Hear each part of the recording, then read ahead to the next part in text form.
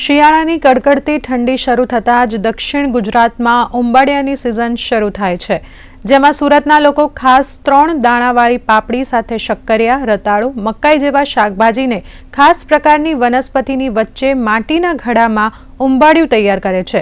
ઉંબાડિયાને ધાણા અને લીલા મરચાંની ચટણી સાથે ખવાય છે.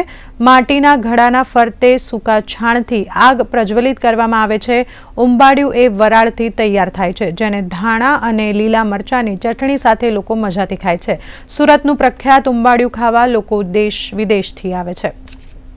અત્યારે ઉંબાડિયાનું ચલણ એટલું બધું વધી ગયું છે કે નાનોમાં નાનો માણસ ફેમિલીમાં કોઈ પણ વ્યક્તિ હોય એને ઉંબાડિયું અત્યારે ચલણમાં આવી ગયું છે. હવે ઇલેક્ટ્રોનિક માધ્યમ છે, મોબાઈલ ખોલે એટલે ઉંબાડિયું જ દેખાય, એટલે એના લીધે પણ એટ્રેક્શન વધી ગયું કે ઉંબાડિયું છે શું. ઇન્સ્ટાગ્રામ ખોલો એટલે સીધું ઉંબાડિયું જ દેખાય.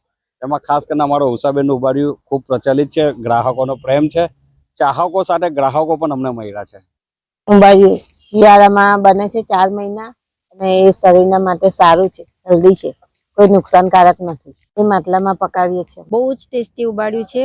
આઈ just landed day before yesterday, પણ I was just waiting to eat this. તો હું આજે એકદમ જ ખાવા માટે આવી ગઈ અને હજી પણ મારો 1 વીકનો પ્લાન છે રહેવાનો અને હું હજી 2 વાર ખાવા આવવા માટે ઈચ્છું છું.